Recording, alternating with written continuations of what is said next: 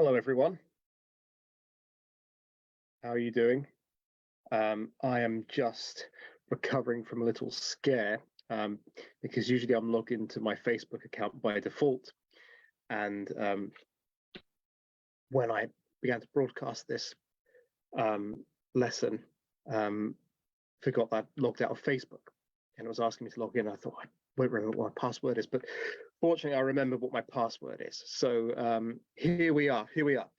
So welcome. There's 6 of you already. If I look down, I'm looking at my phone to see if there are any messages in the chat. So I'm monitoring the live chat on my phone. I'm not great at monitoring the live chat, so if I miss your messages, I apologize. Just turn the volume off on my phone, otherwise we'll get an echo. Okay, so I hope you're all well. I'm glad to have you here. I hope you're enjoying the sunshine. It's a lovely day, but it might be too hot to be out. So I'm hoping for a good turnout today for those of you who want to seek refuge from the heat. Okay, so it's 3 p.m. Let's start, and we've got some people here. So who do we have here? Okay, we got, yes, hello Thea there. Saba's confirmed she can hear and see me, which is always reassuring. Hello. I'm not sure if I'm allowed to say my students' names live or whatever because data protection. So I'll give you if you say who your name is, I will give you a shout out. But otherwise, so yeah, I'm Arno. If you say your name, I'm going to say it back. If you don't, I will just use your initials. But good to have you here. So those of you who are my students, you'll recognize some of these slides, but there's virtue in repetition, isn't it? There's virtue in repetition. So excel in English is where we are. Okay. So let's begin. Excelling in English. So this is part 5 of these lessons that I do they were every 3 weeks, but now they're every month because the 3-week schedule was a bit not irregular, because it's regular, but you know what I mean. 4 weeks is more kind of followable. There's a new word, followable, than 3 weeks. So we're doing cause and effect inference. And what do I mean by cause and effect inference? Well, let's find out what I mean. But first of all, let's do some introductions to those of you who don't know me. My name is James. I work for 11 Plus Prep School, which we do small online group tuition. So if you want small online group tuition, then we're your people. Though, yes, before I move on, there's our web address, 11plusprepschool.co.uk, and there is our phone number. If you want to WhatsApp me, you can WhatsApp me on 07736 252 419. There's my mugshots. Those of you who have been to these before or are my own students, then you're probably sick of this photograph, but let me tell you, you're not sick of it as I am. I need to change that for next year.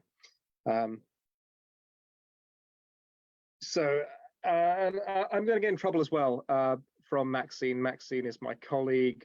She's the maths tutor, but she also does graphic design for 11 Plus Prep School. She does really nice adverts, and she's going to tell me off this advert here that I've made because it's terrible. But yes, I had to do one in haste to let you know that we will be doing summer courses over the summer. Who would have thought summer courses in the summer? So yes, in the summer holidays, we'll be running summer courses. I like to think of them as boot camps. Well, I put summer courses because boot camp sounds a bit military, but you know, military is not a bad thing in many cases. So we will drill into you maths, English, NVR, VR, creative writing, everything in these summer courses. So if you want to join a summer course / boot camp, then make a note of this number on your screen now, 07736 252 419, and send me a message. Let me know of your interest, and I shall be in touch with the dates, times, and details of these courses. Hello. Yes. Hello, Daniela. And I suppose in the modern kind of style, if this was a musical collaboration, this would be 11 plus prep school X 11 plus journey. So this broadcast is brought to you in conjunction with the 11 plus journey. The 11 plus journey is a community of parents and educators involved in the overall development of children through academic excellence. You can visit their website, the11plusjourney.co.uk, for more resources. This video lesson will be available on the 11 Plus Journey YouTube channel shortly hereafter. So those of you who have followed me from somewhere else and have not, well, you know of the 11 Plus Journey now because you're on the Facebook group for the 11 Plus Journey, but familiarize yourself with the 11 Plus Journey. Use the Facebook group as often as you will. It's a very, very big group. It's full of wonderful resources, a wonderful community to help you in your preparation for the 11 plus, and they have a website and a YouTube channel and various other social media as well, so be sure to check those out. So what is Inference? What is Inference, kids, or parents, if there are any parents here? What is Inference? My own students should know this, I hope. If you don't, I've been doing something wrong for the last year or 2 years in some of your cases. Lots of thumbs up. I think that's a good sign. No one said what inference is yet. Okay, well, I'll answer the question. I will answer the question. So inference is making a conclusion based on textual evidence and or your own life experience. Excuse me, my head keeps going down. I realize I'm doing this. I'm checking the messages on my phone from anyone who might want to comment. So inference is making a conclusion based on textual evidence and or your own life experience. And what do I mean by that? Well, when you are reading a text, you won't always be told directly the thing that you need to know. Sometimes, oftentimes, the thing that you will need to know will be told to you indirectly. And there's a reason for that, especially in fiction. So those of you who are studying creative writing, or in school in your English lesson, you might have heard show don't tell. Well, show don't tell essentially means don't tell your readers things directly. And there's a good theoretical reason for that, which I went into in my last lesson. So if you want to know about that, then watch the previous videos on the 11 Plus Journey YouTube channel. But just take it from me that there's a good reason why writers don't always directly tell you things. So as readers, we need to be good at knowing things and making judgments about things on the textual evidence and or your own life experience. So often when you need to infer, you are partly relying on your own experience, your own 10 years experience of life, as it is in many of our cases, or in my case, 40 odd years of experience. So example I always use is if you see someone and they are trudging down the street with their head bowed and a tear welling in their eye, you're not being told that they're sad. You are using, if this is a story, the textual evidence. So the verbs which are used, like trudged is like a slow, heavy walk. You're using the verb bowed, head bowed. So if your head's bowed, well, why is that? Well, sometimes it's because you're sad and there's a tear welling. So the verb again, welling in your eye. That gives us a clue that the person trudging down the street with a head bowed with a tear in their eye is sad. We're putting all the evidence together and think, well, this cluster of behaviors describes someone who is sad. And your own life experience is involved in that. So you would experience people who are happy, unhappy, and the whole gamut of emotions, and you'll become experienced through your living about what all those expressions of emotions mean, what underpins those manifestations of human emotion. And if we look at the sculpture here, this is Rodin's The Thinker. and the title kind of gives away what he's doing. But if you look at the posture of this, the attitude of this sculpture, you will probably be able to infer that this represents a man thinking, because when we're in thought, sometimes when we're very pensive, we kind of do that. In fact, that's partly looks like the Byronic pose. So Lord Byron had a kind of well-known disposition towards melancholy, and his kind of Byronic posture would be like this, with his head in his chin, representing kind of a pensive melancholy. But this Rodin's thinker, he's with the fist on his chin, he's definitely deep in thought. So reading emotions is one part of inference, but inference could be anything. So you could be asked to infer pretty much anything from a text. Hello,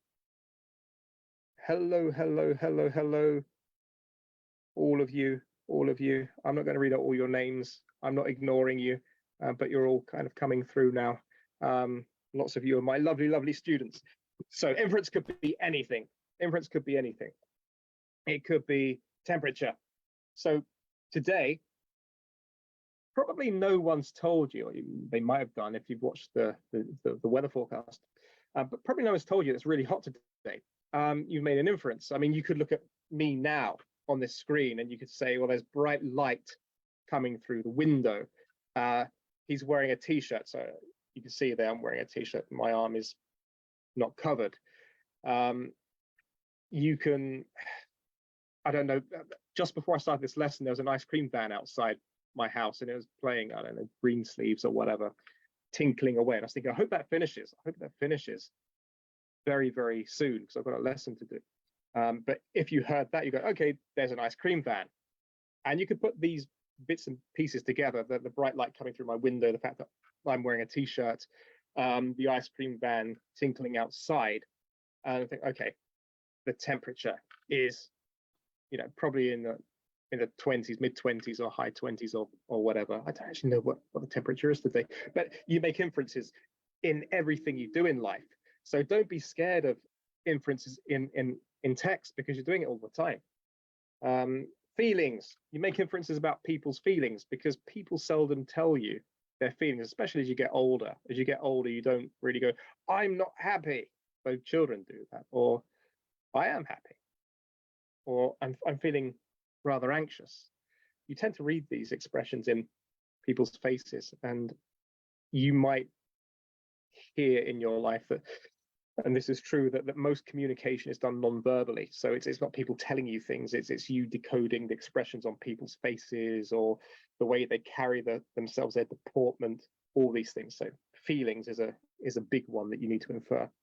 Ancestry. So you might need to infer someone's ancestry. So, and what do I mean by that? Well, you might have, if you're reading a text, for instance, you might not be directly told that so-and-so is so-and-so's uncle.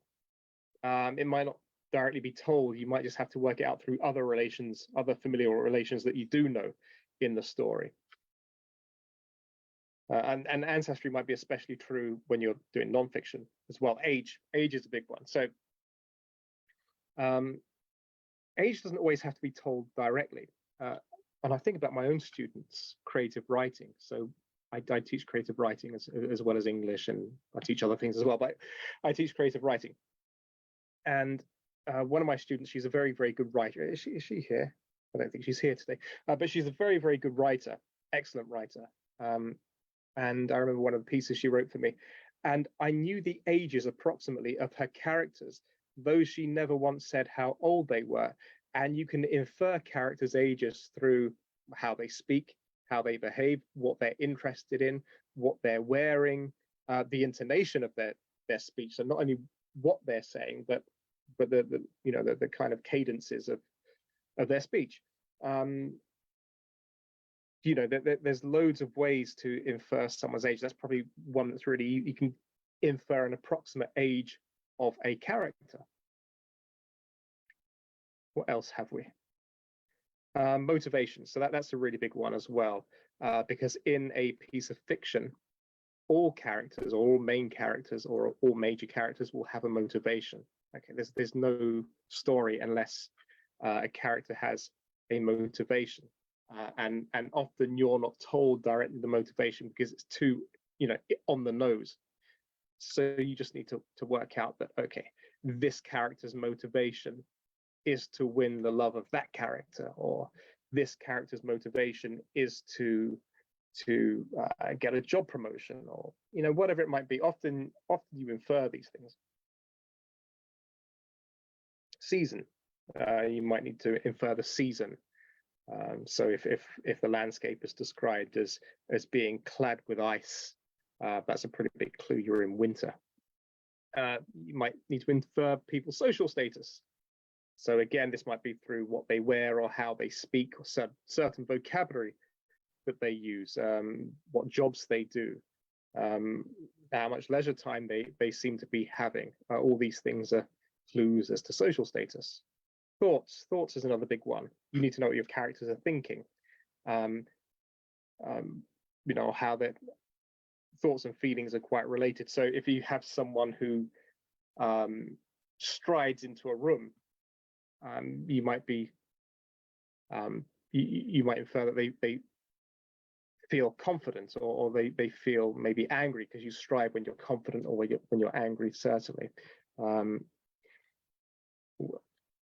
Thoughts is related to feeling. So if you can kind of know what someone's thinking, you can kind of infer what someone's thoughts are. This goes back to motivation. So if someone, I don't know, turns up early to a job interview, for instance, really, really early, you might infer that their thinking is that they're thinking they'll make a good impression by turning up early for the job interview. That's probably not the best example, but it's the one that's kind of popped into my head straight off the bat.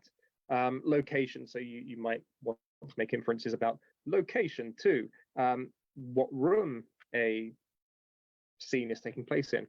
You might not directly be told it's taking place in the kitchen, but if there are descriptions of pan sizzling on the fire, it's pretty obvious it's in the kitchen. Or if the writer talks about a skylight, then it's pretty obvious you're in the attic.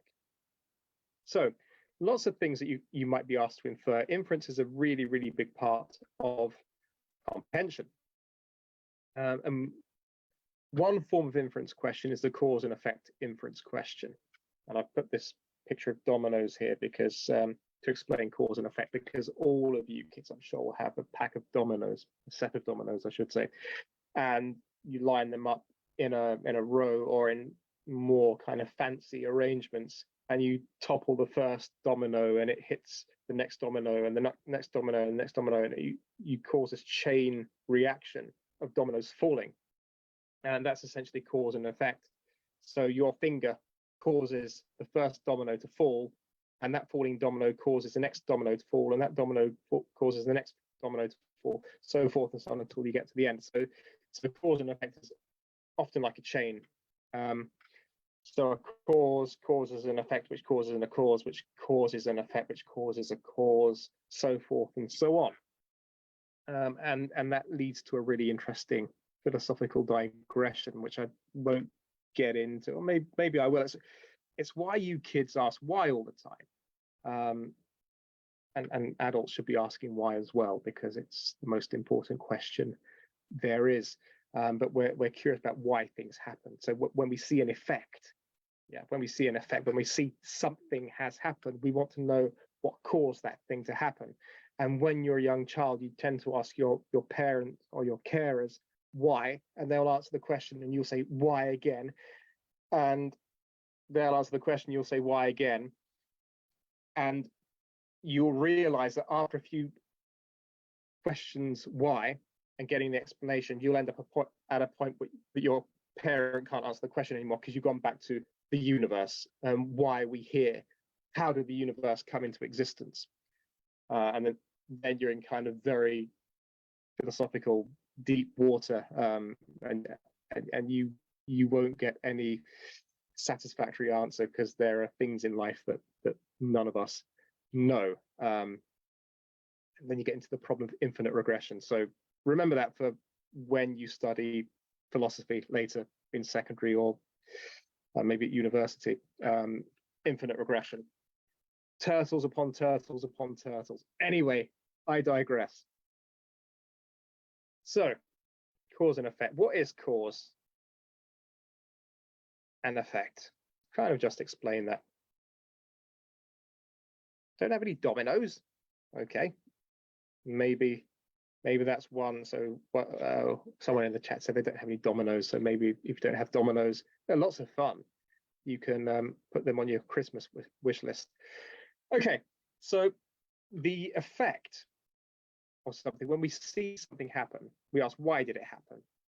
And the cause is because, the reason why it happened. So it's why and because. Why and because. That's all it is. So for those of you who like football, I've got a picture of someone kicking a football here. So eventually that football's going to move. And when that football moves, that will be an effect. And you can say, why did that football move? What is the cause of that football moving? It's because someone's put their boot through the ball. Putting your foot through the ball causes the ball to move, cause and effect. But what does this have to do with inference?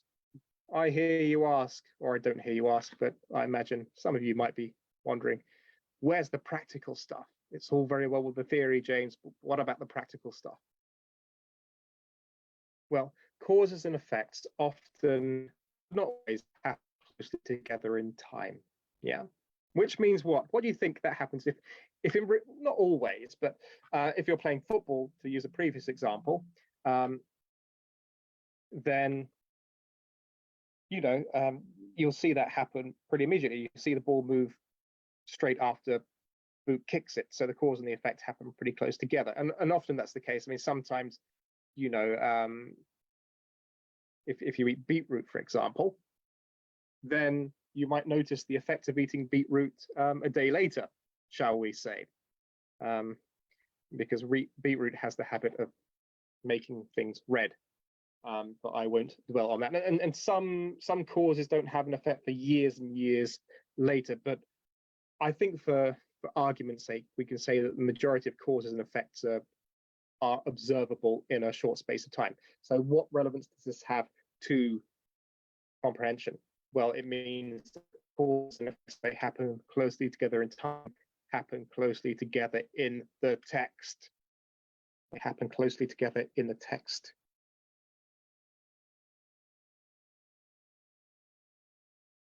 Okay, one of my students does have dominoes, so perhaps the one who does can lend the set to the one who doesn't, or they can meet up and play together. That would be nice. Right, so yes, but what does this have to do with inference? You might be insisting. If you can find, this is what it has to do with inference. If you can find the cause in the text, you can find the effect. If you can find the effect in the text, you can find the cause. And knowing this can give you certainty and save you time in your exam. So this might seem really obvious. It might seem really obvious, and your teachers at school probably teach you to read around the text for the answer. And that is right. That is the right thing to be telling you. I just like to give you the actual theory behind what you're doing, because if you have a theory behind what you're doing and you know why you're doing it, you become more confident. You have the knowledge. So it's one thing just kind of slavishly following an instruction or kind of knowing something, but if you know the reason why, then you'll be more confident. And if you know, okay, I'm being asked what is the cause of an effect, or I'm being asked what is the effect of a cause, then all you need to do is locate one half of that, those kind of links in the chain, one link in the text, and you'll find the other link that it's linked to. So let's have a look at some real examples. How are we doing for time? If anyone wants to say something, you are very welcome to do so. I can't see the time, so I'm going to roll back on my chair. Oh, good, because I've got some texts to read through. Some of you all know these texts, but as I say, virtue in repetition. So we begin with Hard Times, Charles Dickens. I shall read this to you. So when I'm in my classes, often I get my students to read, but we can't do that today. So Thomas Gradgrind, sir, a man of realities, a man of facts and calculations, a man who proceeds upon the principle that two and two are four and nothing over, and who is not to be talked into allowing for anything over. Thomas Gradgrind, sir, peremptorily Thomas Gradgrind, with a rule and a pair of scales and the multiplication table always in his pocket, sir, ready to weigh and measure any parcel of human nature and tell you exactly what it comes to. It is a mere question of figures, a case of simple arithmetic. You might hope to get some other nonsensical belief into the head of George Gradgrind, or Augustus Gradgrind, or John Gradgrind, or Joseph Gradgrind, all supposititious non-existent persons, but into the head of Thomas Gradgrind, no, sir. In such terms, Mr. Gradgrind always mentally introduced himself, whether to his private circle of acquaintance or to the public in general. In such terms, no doubt substituting the words boys and girls for sir, Thomas Gradgrind now presented Thomas Gradgrind to the little pictures before him, who were to be filled so full of facts.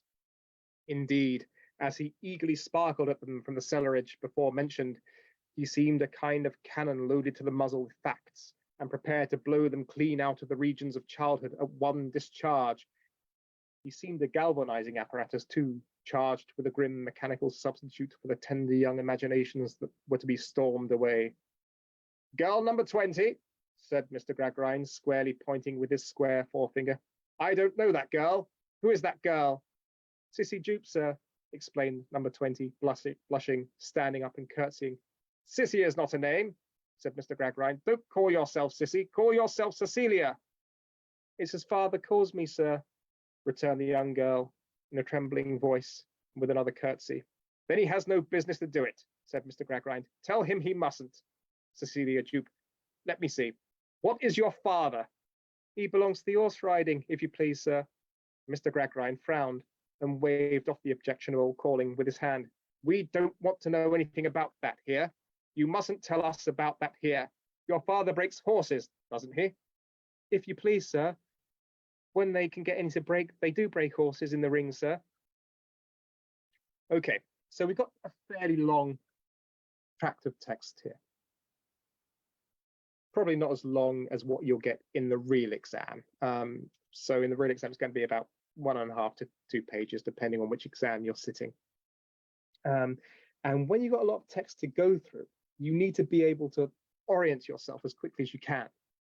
And if you're just thinking, okay, I've got long text and it could be anywhere in the text, then every time you get a question, you're going to be kind of scouring through the text, trying to find where you need to be. And I think if you're aware of cause and effect in inference, and you get a cause and effect inference question, which you may well do, then this is one way of kind of shortcutting the process, finding the answer quicker. So let's have a look at the questions. So the questions are, how does Sissy Jupe, or the question is, how does Sissy Jupe react to being called out by Mr. Gradgrind?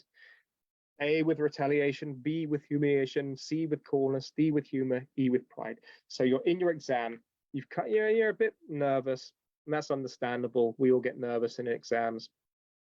And you've read through the text and it's a long text and you can't remember all of it, try as you might. And you've got this question and you think, oh gosh, I've got to find out how Sissy Jupe reacts. Well, let's come to that. But first, this is a cause and effect inference question. You are given the cause and the cause is being called out by Mr. Gradgrind, and you need to find the effect. And as we discussed, causes and effects are very close together. And just a little side note is this is an inference of thought, feeling, and motivations. And essentially you're asked to know how someone or infer how someone thinks.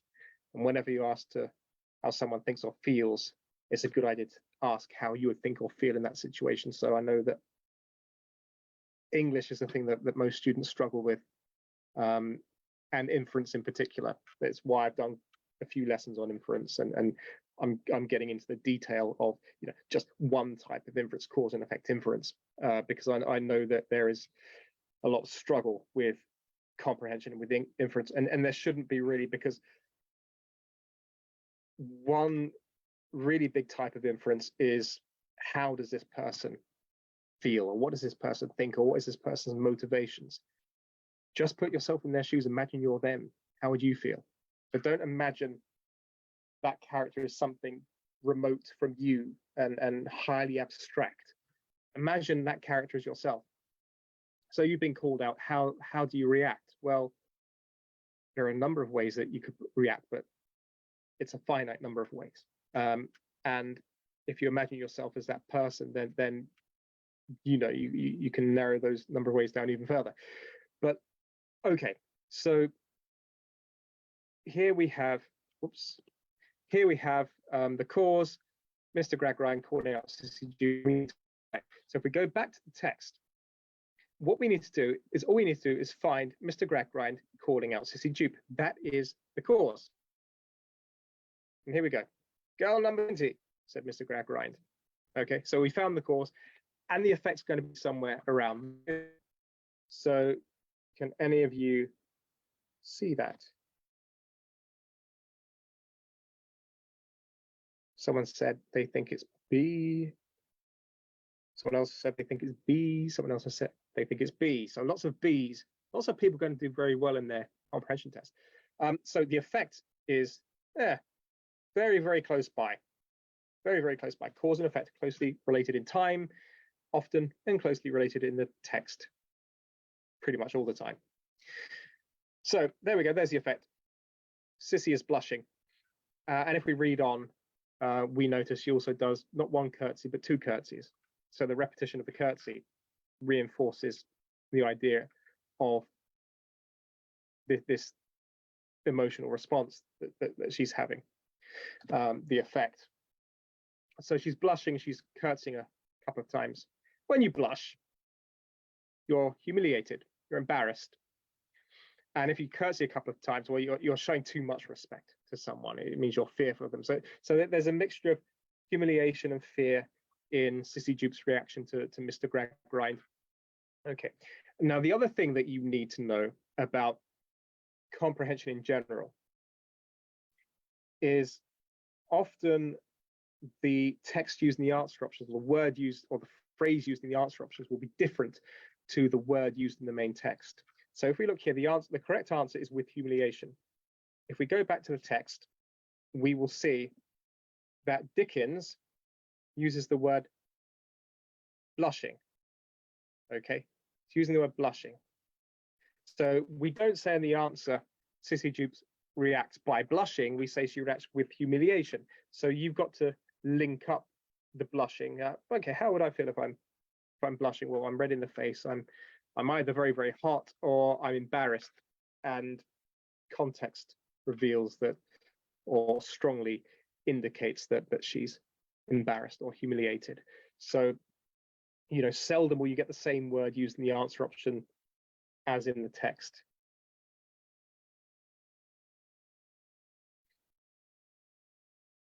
So let's read Anne of Green Gables now. So another fairly long piece. Again, not as long as what you'll get in the real exam, probably not, but let me just read this for you. Matthew Cuthbert and the sorrel mare jogged comfortably over the 8 miles to Bright River. It was a pretty road, running along behind snug farmsteads, with now and again a bit of balsamy firwood to drive through, or hollow where wild plums hung out their filmy bloom. The air was sweet with the breath of many apple orchards, and the meadows sloped away in the distance to horizon mists of pearl and purple. Matthew enjoyed the drive after his own fashion, except during the moments when he met women and had to nod to them. For in Prince Edward Island, you are supposed to nod to all and sundry you meet on the road, whether you know them or not. Matthew dreaded all women except Marilla and Mrs. Rachel. He had an uncomfortable feeling that the mysterious creatures were secretly laughing at him. He may have been quite right in thinking so, for he was an odd-looking personage with an ungainly figure and long iron grey hair that touched his stooping shoulders, and a full, soft brown beard, which he had worn ever since he was 20. In fact, he had looked at 20 very much as he looked at 60, lacking a little of the greyness. When he reached Bright River, there was no sign of any train. He thought he was too early, so he tied his horse in the yard of the small Bright River Hotel and went over to the station house. The long platform was almost deserted, the only living creature in sight being a girl who was sitting on a pile of shingles at the extreme end. Matthew, barely noting that it was a girl, sidled past her as quickly as possible without looking at her. He had looked Had he looked, he could hardly have failed to notice the tense rigidity and expectation of her attitude and expression. She was sitting there waiting for something or somebody, and since sitting and waiting was the only thing to do just then, she sat and waited with all her might and main. Matthew encountered the station master locking up the ticket office and preparatory to going home for supper, and asked him if the 5:30 train would soon be along. So our question is, why does Matthew feel uncomfortable around women? So this is a question where you're asked an effect. So the last question we did from Dickens, from Hard Times, was we had the cause and we wanted to know the effect. Now we have an effect, which is Matthew feels uncomfortable around women. And we want to know the cause, we want to know why. And our answer options are because he's forced to acknowledge them on Prince Edward Island, because women have mocked him to his face, because he doesn't like the latest fashions worn by women, because he is self-conscious about how he appears to them, or because he had a bad experience with his mother and sisters. So, well, we got some A's, and we got some B's, and we got some D's. And I really hope my own students have answered correctly, because I know that my own students got this wrong in lesson time a few weeks ago, and they better be getting it right now. Well, some of them got it right. This is a bit trickier, this question, I think, or there's one answer that could trip you up. So let's have a look at the text. What do I say here? I say this is a cause and effect inference question. You are told given. I need a proofreader, don't I? Oh dear. You are told, or you are given, not both, the effect. Matthew is uncomfortable around women, and you need to find the cause. Why is he uncomfortable? Causes and effects are often close together. You should know that by now. And here's the text. Here is the effect. Matthew dreaded all women. So the cause is going to be somewhere nearby. It's going to be either above or below. And I think because the effect is the first bit of the new paragraph, I think the cause isn't going to be above. I think the cause is going to be below the effect in the same paragraph. Indeed, it is. There's the cause. He had an uncomfortable feeling that the mysterious creatures were secretly laughing at him. He may never have been quite right in thinking so, for he was an odd-looking personage with an ungainly figure and long iron grey hair. Okay, so he has a feeling that women are laughing at him. So the answer is not because women have mocked him to his face, which I think is an answer that students have given me in the recent past. The correct answer is D, because he is self-conscious about how he appears to them. So often when you're self-conscious, it's because of your own preconceptions that aren't based much in reality. And this is true of Matthew here, or maybe I haven't actually read all of Anne of Green Gables, so I don't know the whys and wherefores, but certainly according to the text that we just read, he is simply self-conscious about how he appears to women. There's no evidence in the text that women have been unkind to him in the past, so it's not B and it's not E based on this bit of text. He's just self-conscious. The answer is D. So well done those of you who said D. Brilliant. Someone said yes. So well done for getting it right, you who said yes. That's why I like capital letters, exclamation mark, yes. Okay, so that's Anne of Green Gables.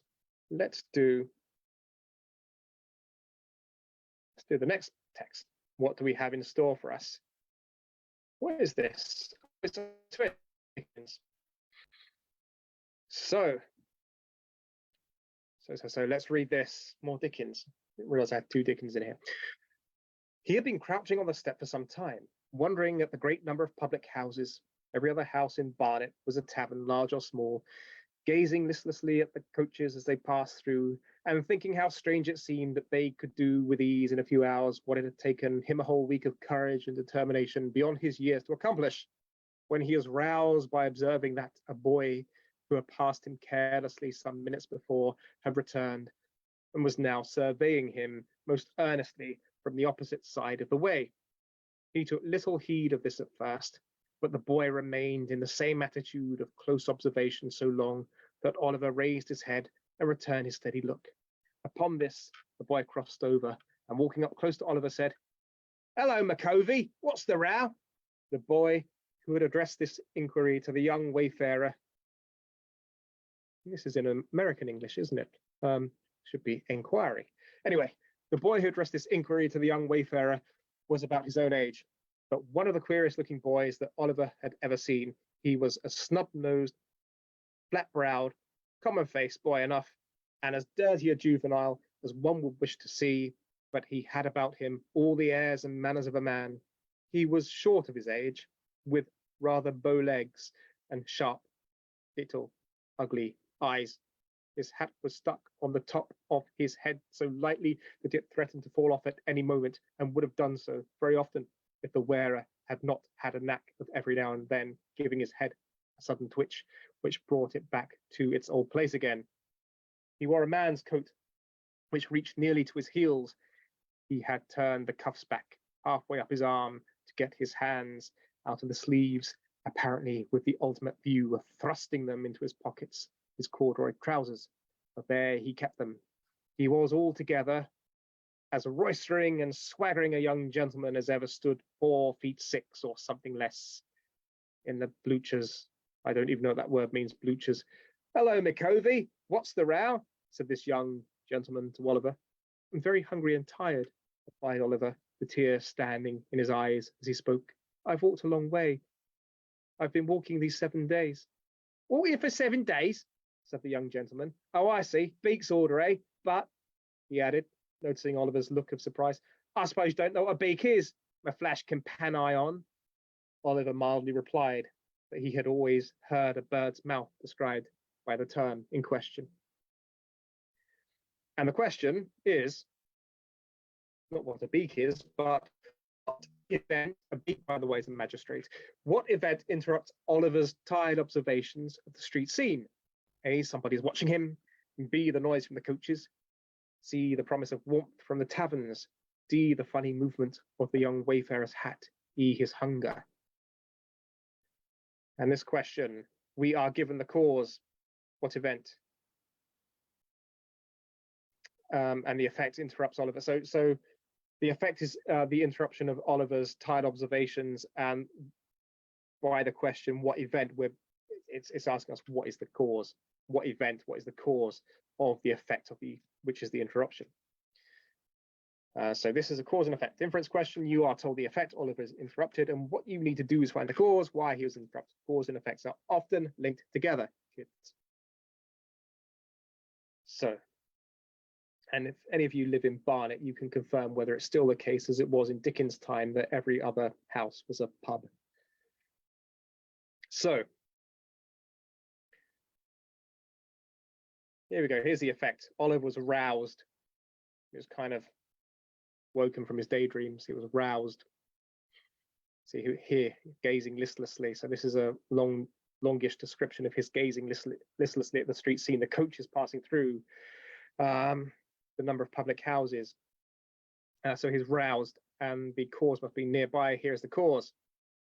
He was observing that a boy who had passed him carelessly some minutes before had returned and was surveying him. Surveying means watching. So, yes. Yes, one of my students said, "Hello, McCovey, what's the row?"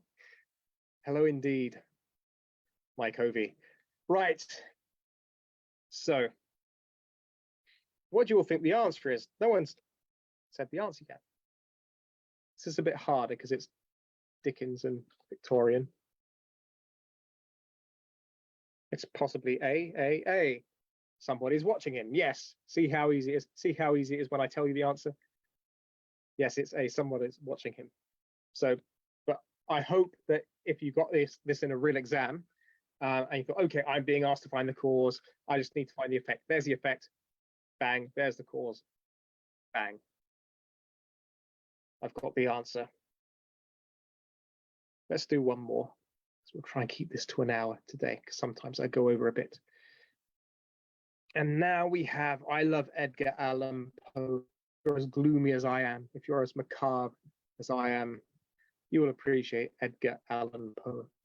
So this is from The Telltale Heart. If you still think me mad, will think so no longer when I describe the wise precautions I took for the concealment of the body. The night waned, and I worked hastily, but in silence. First of all, I dismembered the corpse. I cut off the head and the arms and the legs. I then took up 3 planks from the flooring of the chamber and deposited all between the scantlings. I then replaced the board so cleverly, so cunningly, that no human eye, not even his, could have detected anything wrong. There was nothing to wash out, no stain of any kind, no blood spot whatever. I'd been too wary for that. A tub had caught all. Ha ha! When I had made an end of these labours, it was 4 o'clock, still dark as midnight. As the bell sounded the hour, there came a knocking at the street door. I went down to open it with a light heart. For what had I now to fear? There entered 3 men, who introduced themselves, with perfect suavity, as officers of the police. A shriek had been heard by a neighbour during the night. Suspicion of foul play had been aroused. Information had been lodged at the police office, and they, the officers, had been deputed to search the premises. I smiled, for what had I to fear? I bade the gentleman welcome. The shriek, I said, was my own in a dream. The old man I mentioned was absent in the country. I took my visitors all over the house. I bade them search well. I led them at length to this chamber. I showed them his treasures, secure, undisturbed. In the enthusiasm of my confidence, I brought chairs into the room and desired them here to rest from their fatigues, while I myself, in the wild audacity of my perfect triumph, placed my own seat upon the very spot beneath which reposed the corpse of the victim. The officers were satisfied. My manner had convinced them. I was singularly at ease. They sat, and while I answered cheerily, they chatted of familiar things, but ere long I felt myself getting pale and wished them gone. My head ached, and I fancied a ringing in my ears, but still they sat and still they chatted. The ringing became more distinct. It continued, and I became more distinct. I talked more freely to get rid of the feeling, but it continued and gained definiteness until at length I found the noise was not within my ears.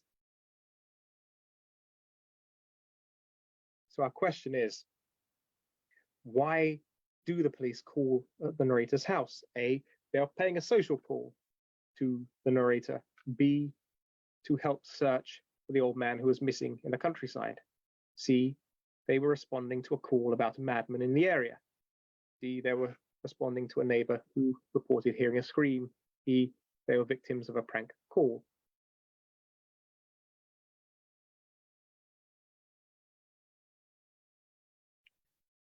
So the effect is the police calling at the narrator's house. Whoops. And we need to find the cause of it. So all we need to do is find the effect in the text.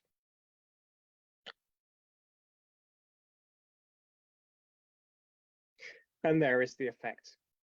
The officers of police knock at the door. So the cause is going to be somewhere nearby. And there it is, right next to the effect. A shriek had been heard by a neighbor during the night. Suspicion of foul play aroused. So what's the answer? Yes, you've already given me the answer. D.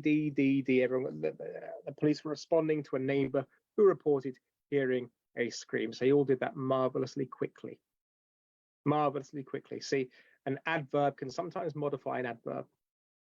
So should I say this? Should I say this? My daughter was telling me that at school they taught her that an adverb modifies a verb, and which is a third true. An adverb can also modify an adjective or another adverb. So when I said you did that marvelously quickly, the adverb marvelously has modified the adverb quickly. Okay, so adverbs can modify adverbs. An extra little lesson for you here. So, in conclusion,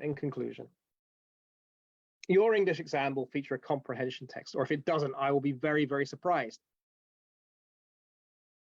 An inference is the most common form of comprehension question, at least in my estimation. Certainly for multiple choice exams. Could be different for standard format, but for multiple choice, that's definitely true.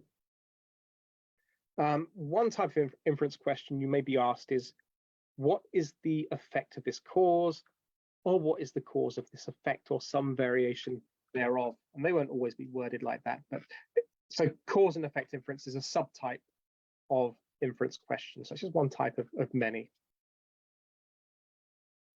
And if you spot the question that is asking you for a cause, you can quickly identify the effect in the text, and you'll find the cause somewhere in proximity.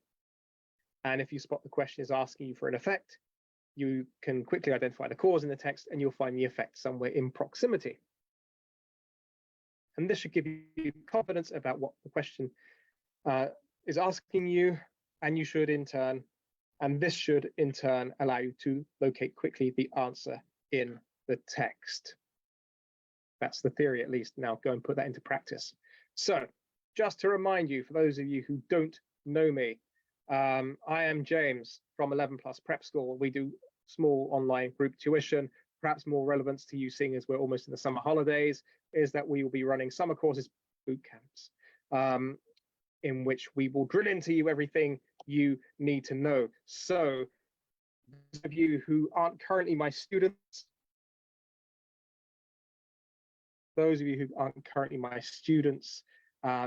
go to the website and contact me or us, because not just me in 11 Plus Prep School, or you can just directly message me via WhatsApp or call me if you want on 7736252419. So I'll give you information about our boot camps. So the effect of the effect will be me giving you information about our boot camps. The cause will be you sending me a message asking me for that information.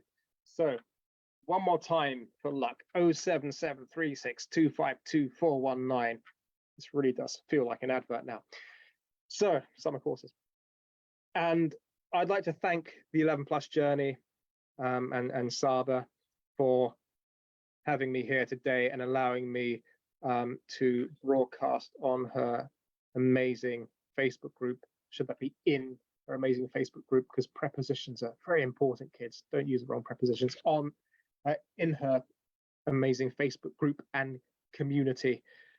Again, if the light has suddenly changed, so maybe a cloud has gone in. Okay, inference. I've inferred that cloud has gone in because the light has changed. We're doing it all the time, inferring. Anyway, if you followed me here from somewhere else, and this is your first time using the 11 Plus Journey or reading the 11 Plus Journey, what have you, please stick around, visit every day, because this is a hugely popular Facebook group, and people ask questions and answer questions all the time, and there's lots of useful information. There are guides which are written by the educators who are a part of this community. So there's lots of free resources under guides in the 11 Plus Journey. So yes, do stay around and check out the Facebook group and also the YouTube channel and the website. So I'll just read from the page now. The 11 Plus Journey is a community of parents and educators involved in the overall development of children through academic excellence. You can visit their website, the11plusjourney.co.uk, for more resources. This video lesson will be also available on the 11 Plus Journey YouTube channel. Thank you for listening to me. I hope you found this useful. It's been really nice to have you here. My students, I shall see you during the week. Everyone else, I hope you'll be my students at some point. But yes, I wish you a lovely Sunday, or what's left of it. Enjoy the sunshine. Have a nice week at school next week. Goodbye.